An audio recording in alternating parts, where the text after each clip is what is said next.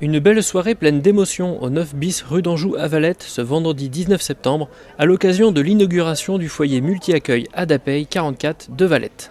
Alors l'ADAPEI est essentiellement une association de parents de personnes en situation de handicap, parents ou amis, et qui sont des bénévoles et qui, au sein de l'ADAPEI 44, gèrent 75 établissements, dont Valette. Au programme, accueil, discours des personnalités, remise des clés aux résidents, visite des nouveaux locaux et restauration.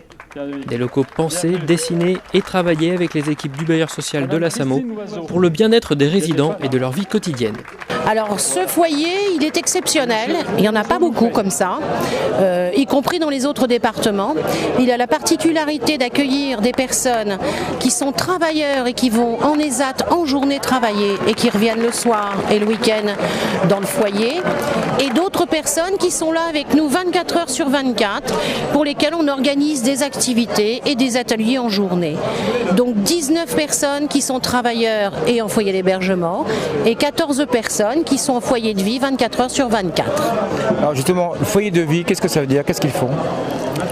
Foyer de vie, c'est une vie.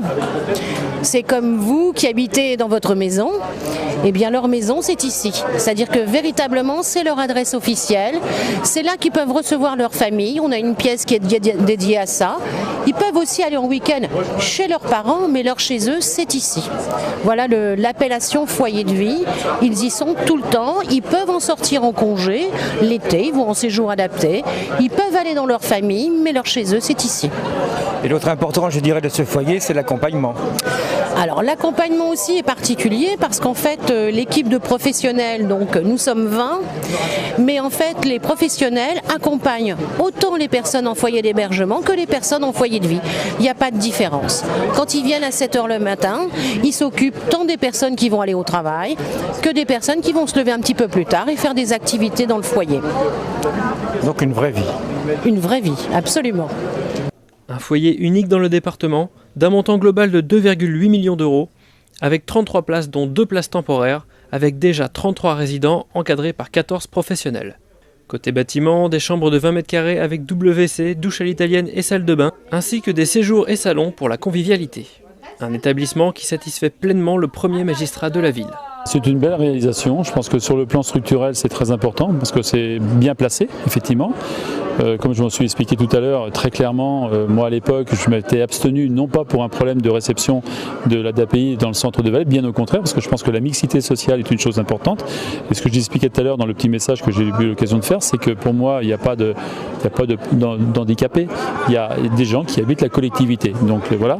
Et en ce qui concerne ce projet, ce qui m'avait interpellé à l'époque, c'était sa localisation. C'est-à-dire que je trouvais que l'occasion était un petit peu brutale dans le fait du projet et surtout un problème de sécurité qui aujourd'hui s'avère exact parce qu'il faut qu'on trouve une solution pour faciliter la sortie de ce parking. Et donc cette solution? Alors la solution, il y a aujourd'hui dans ce qui a été ébauché, imaginé, il y en a 2. Aujourd'hui c'est l'installation d'un miroir, mais chacun sait qu'un miroir ça peut se dérégler. Chacun sait qu'un miroir c'est pas toujours fiable en termes de visibilité parce qu'on est proche quand même d'un rond-point. Donc le rendu d'un miroir n'est pas toujours en adéquation avec ce qui se passe sur la route. Et puis autrement l'autre possibilité ce serait éventuellement de supprimer malheureusement des places de parking, peut-être décaler l'infrastructure, mais ça c'est pas le même budget et aujourd'hui c'est pas prévu. Malgré le problème d'accès, un foyer de qualité bien situé géographiquement, permettant une bonne intégration dans la ville de Valette. C'est obligatoire.